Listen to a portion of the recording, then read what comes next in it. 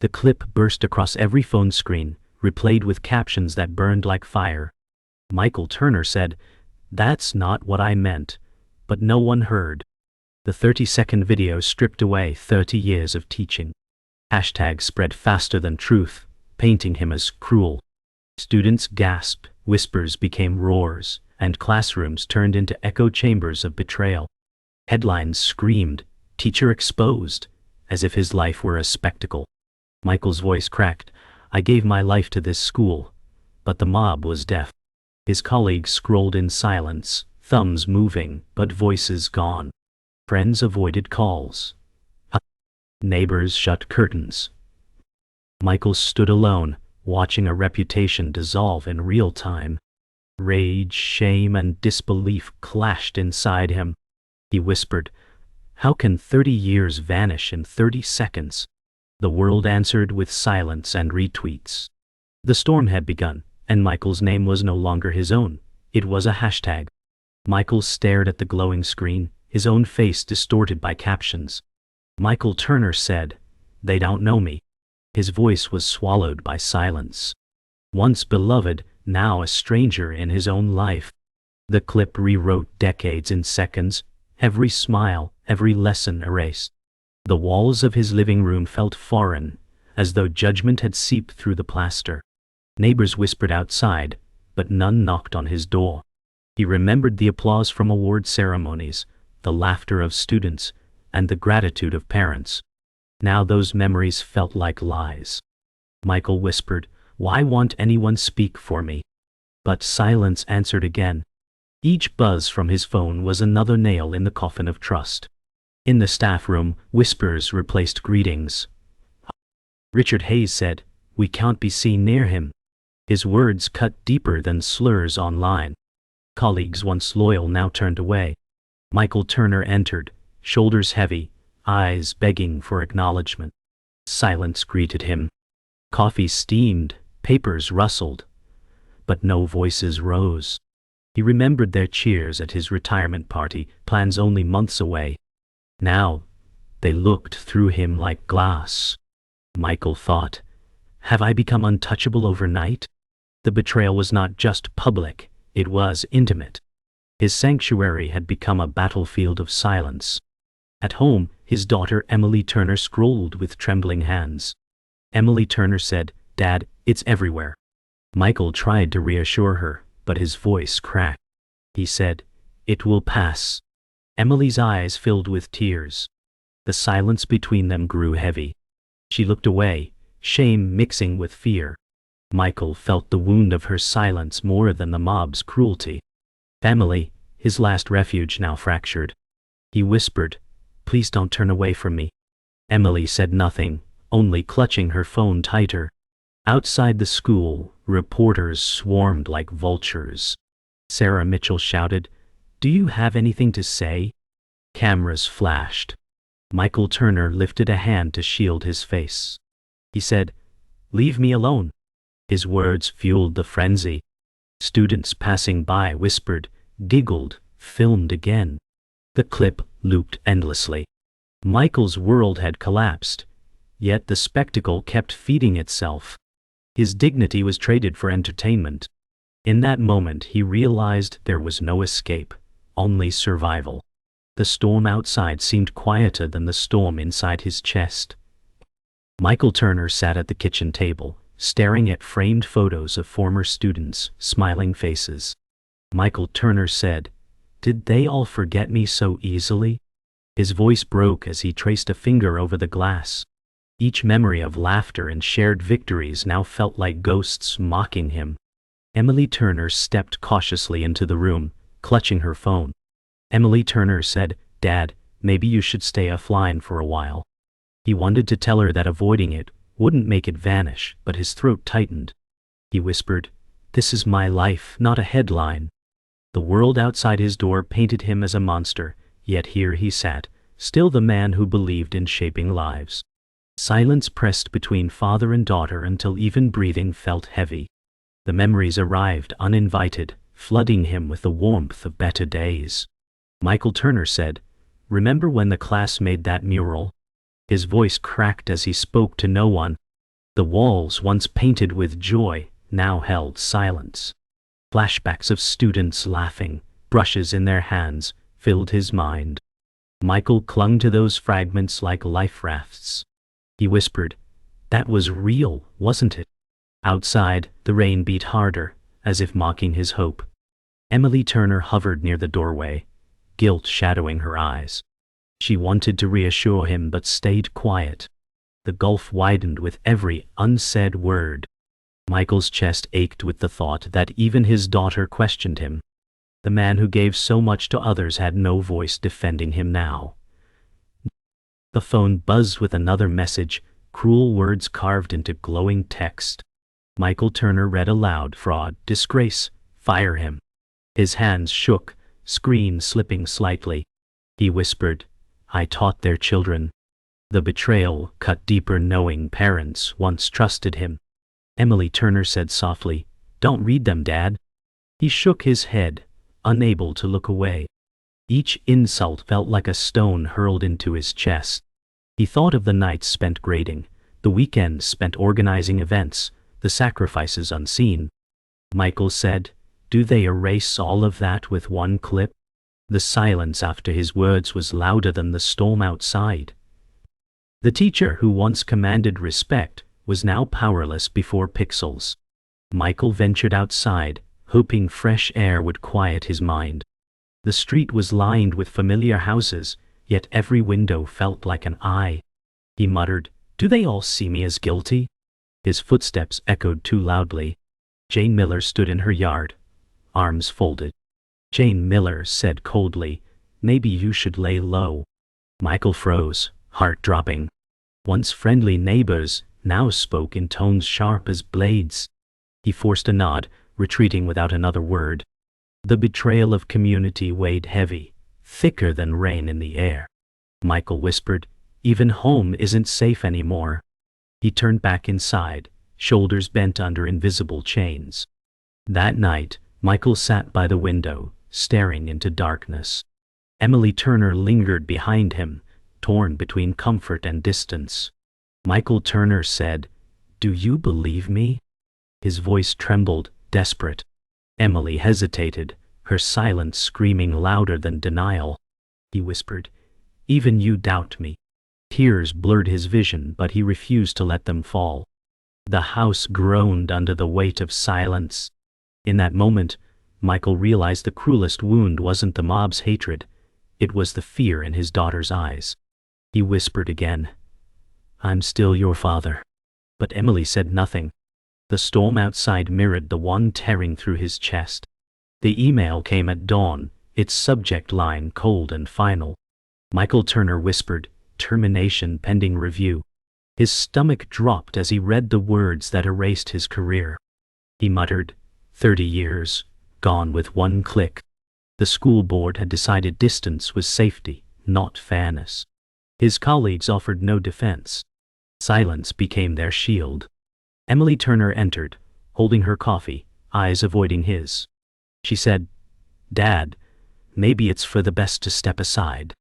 The words pierced deeper than the letter itself. He slammed the laptop shut, breath heavy. "I didn't do what they say," he cried, voice cracking. Emily's shoulders slumped. She wanted to believe, but fear held her. The walls seemed to close in tighter, the kitchen suffocating in silence. Michael walked into town, hoping normalcy might remind him who he was. Instead, whispers followed him like shadows. Jane Miller murmured to another parent, "That's him." Their eyes pierced like daggers. Michael kept his head low, but the stares burned. He thought, do they even know the truth? The bakery that once welcomed him now fell silent as he entered. The cashier avoided his eyes, sliding change across the counter, without a word. Michael's throat tightened. The weight of judgment pressed into his chest. He whispered, "I'm still me," but the town had already decided otherwise. The betrayal of everyday kindness hurt most. The familiar streets were now hostile ground. At the school gates, Michael caught sight of his former students. Lily Carter said loudly, "There he is," phone raised like a weapon. Michael froze, shame burning his face. The students laughed nervously, recording every step. "Stop this," he whispered, but the laughter grew. Each second filmed was another piece of him torn away. He thought of the lessons he had poured into them, the encouragement he gave when they doubted themselves. Now they saw him as spectacle, not mentor. His voice cracked. "I believed in you." The words dissolved into the clamor. What once was respect had become mockery. News vans lined the street outside his home. Reporters shouted questions like accusations. Sarah Mitchell said, "Do you deny the allegations?" Cameras flashed mercilessly. Michael Turner shielded his face, anger and despair battling inside. He snapped, "I told you, it's not true." His voice was swallowed by the chaos. Emily Turner peered from behind the curtain, eyes wet with fear. Neighbors gathered, whispering, pointing. Michael felt his life had become a public trial, verdict delivered before evidence. He thought, "They don't want truth. They want blood." The flashbulbs lit his broken expression like fireworks at a funeral. That night, sponsors announced withdrawals. A headline read, "Community severs ties." Michael whispered, "Even they've abandoned me." He sat hunched, TV light flickering across his face. Emily Turner said quietly, "Maybe it's better to stop fighting." He shook his head, defiance flickering in his tired eyes. "If I stop, I'm guilty," he said. But exhaustion weighed on him like chains. Each betrayal stacked higher, threatening to crush him. Michael's phone buzzed again. Another old post dragged from years ago, twisted to fit the mob's story. He buried his face in his hands. He thought, "How much more can I lose before I vanish completely?" Michael Turner sat alone in his study, papers scattered, heart heavy. The knock at the door startled him.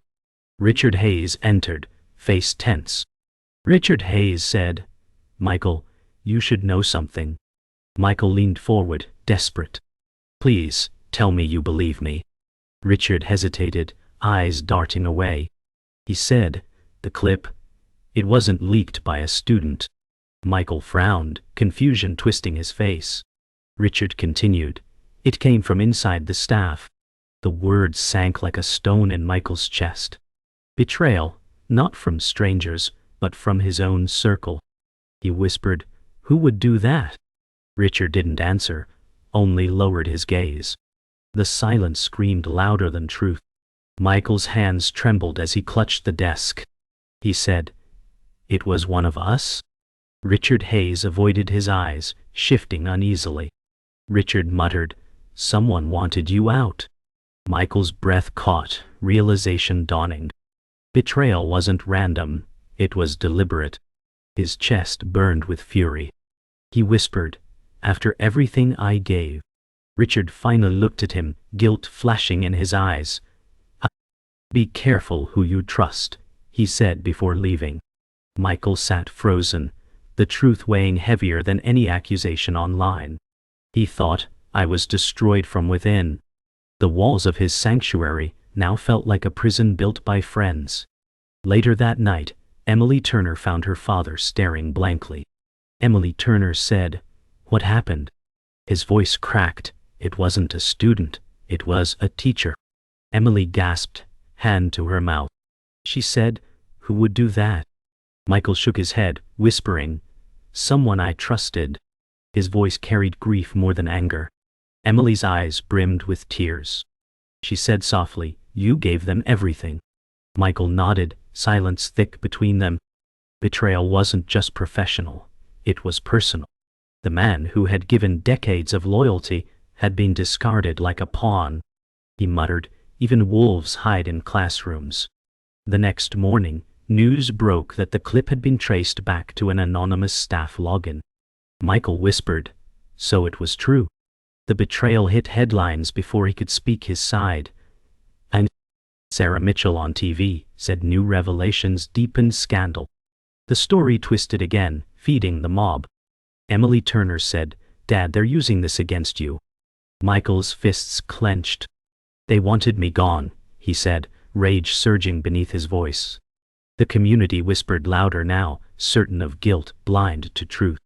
For Michael, the twist was a knife deeper than any stranger's words. Alone in the evening, Michael replayed faces of colleagues in his mind, searching for signs of betrayal. He muttered, "Who wanted me ruined?" The silence of his empty home offered no answers. Emily Turner stood in the doorway, hesitant. She said, "You'll find out who did this." Michael shook his head, voice trembling. "Truth doesn't matter anymore. The world has judged me." Emily stepped forward, placing a hand on his shoulder. Her touch was warm, but her silence before still haunted him. Michael whispered, "Trust is the cruelest lie." The betrayal had reframed his downfall. Not strangers, but insiders had erased him. Michael Turner stood at the school gates, storm clouds gathering above. His voice cracked as he muttered, "This is my ground, my life." Students gathered, phones raised. Lily Carter whispered, "He's back." Her words spread through the crowd like fire. Michael lifted his chin, determination flickering through exhaustion. He said, "You'll hear my voice before silence buries me." Reporters swarmed, microphones thrust forward. Sarah Mitchell demanded, "Are you guilty, Mr. Turner?" He clenched his fists. "I gave everything to this place," he shouted, voice shaking with rage. Gasps rippled through the students. For the first time, his pain erupted into public defiance. He knew it was dangerous, but silence had already killed him once. The crowd surged closer, hungry for spectacle. Sarah Mitchell pushed forward, microphone near his face. Sarah Mitchell said, "Do you admit your actions?" Michael Turner roared, "I admit I was betrayed." His words cut through the air, sharper than thunder. Students murmured, shifting uneasily. Emily Turner ran toward him shouting, "Dad, stop!" Her voice cracked with fear. Michael's chest heaved as anger and grief collided. He cried, "They erased me before asking who I am." Cameras flashed, every expression captured. The mob didn't want truth, they wanted collapse. He stood trembling, but his defiance burned brighter than their judgment.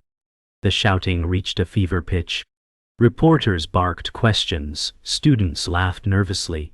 The storm broke into heavy rain. Michael Turner stood soaked, refusing to leave. He shouted, "Is 30 seconds stronger than 30 years?"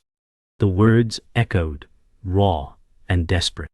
Emily Turner clutched his arm, begging, "Please come home." Michael's eyes blazed. "If I fall telling the truth." His voice cracked, but carried through the chaos. Sarah Mitchell whispered to her cameraman, "This is gold." Every tear, every tremor captured for headlines. Michael's breaking point became their entertainment. His collapse was their climax, but for him, it was survival in defiance. Michael's knees buckled under the storm, but he forced himself upright. He gasped, "You can't erase me." His voice cracked, trembling but unbroken. Emily Turner cried, "Dad, please." Her tears mixed with rain as she pulled on his sleeve. Michael turned to her, softer now, whispering, "You're the only one I need to believe." Emily's breath caught, her silence shattering. She shouted, "I believe you." The words pierced through the mob, hanging heavy in the rain. For a moment, the noise faltered. Michael clung to that fragile thread, the one voice that still saw him as more than a headline. The silence shattered again as questions returned, harsher than before. Michael Turner lowered his arms, exhaustion flooding him. He whispered, "I can't fight forever." Emily Turner held his hand tightly, defiance in her young eyes. She said, "Then I'll fight for you." Reporters leaned in hungry, but Michael's face softened. He realized this wasn't just his collapse, it was her rise. The climax wasn't destruction alone, it was inheritance of his truth. He thought, "They can erase my name, but not her belief." In the storm's fury, he finally let his shoulders drop, surrendering not to the mob but to his daughter's strength. The storm ended, but the silence it left was heavier than thunder. Michael Turner sat at the kitchen table, his soaked jacket draped over the chair. He whispered, "I am still me, though his voice trembled like breaking glass. Emily Turner brewed coffee, her eyes swollen from crying. She said, "They won't stop, Dad." He sighed deeply, shoulders slumped, as though gravity itself pressed him down. "I know," he muttered, "but neither will I." The weight of defeat pressed against the fragile flicker of resilience. Every headline, every whisper was still there, but now, Emily's belief stood as his final defense.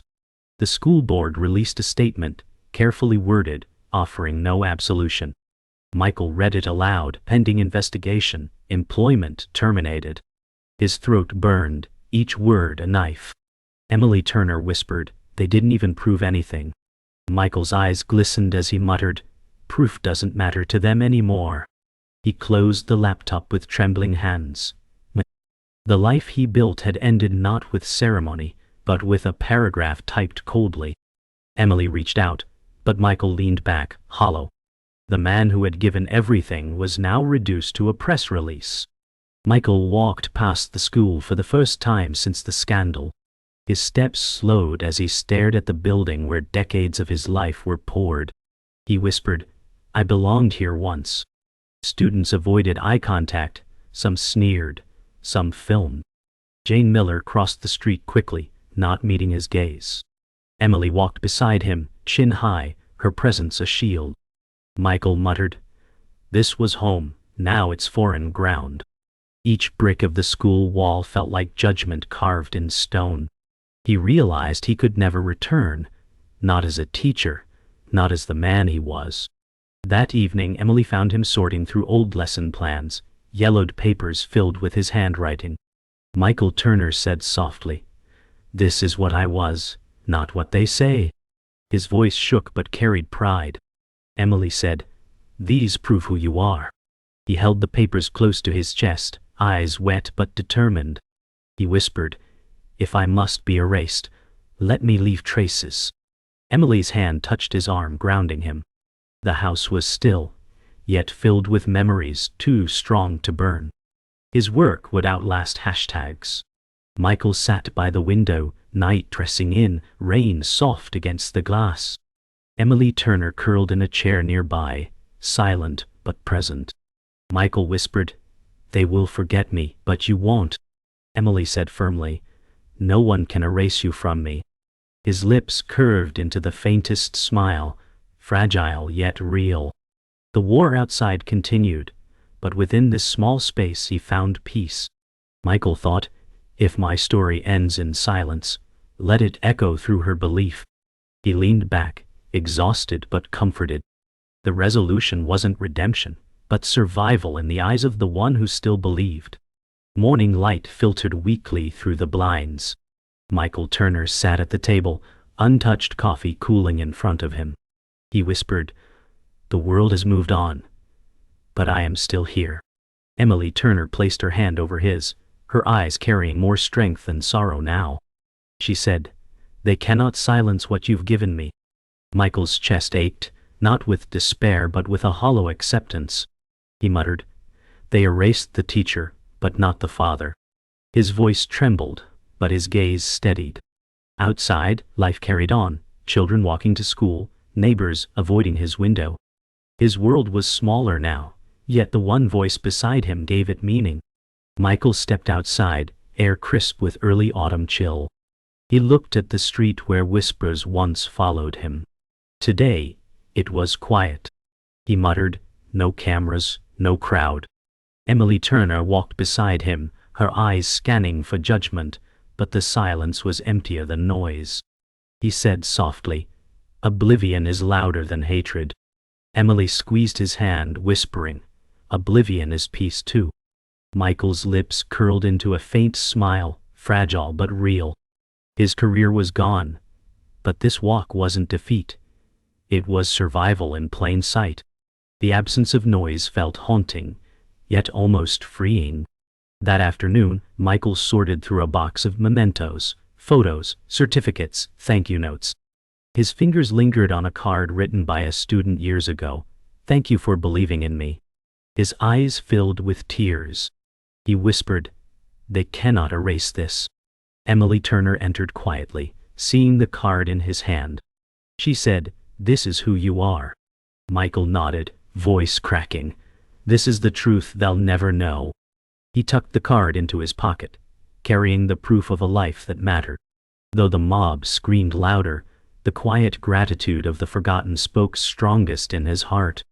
As night fell, Michael stood at the window, rain streaking glass again like the night it began. He whispered, "I am forgotten, but I am not gone." Emily Turner stood behind him, silent but resolute. Outside, the world carried on, indifferent. Michael said, "They wanted silence, but silence is mine now." His reflection merged with the falling rain, fractured yet unbroken. Emily whispered, "Your story doesn't end here." He closed his eyes, breathing deeply, as though claiming peace and surrender. The storm was over, not because he won, but because he endured. Michael sat in the silence, words forming like a final truth. He whispered, "They took my voice, but not my echo." Emily Turner leaned forward, her hand clutching his. He looked at her, eyes hollow, yet glowing faintly with resolve. Michael said, "The mob forgets, but scars remember." His voice was soft, but it carried the weight of everything lost. Emily whispered, "I will not forget." That was enough. The final blow was not their destruction, but his refusal to vanish in her memory. The silence held it like a verdict, leaving the air heavy with the ache of survival.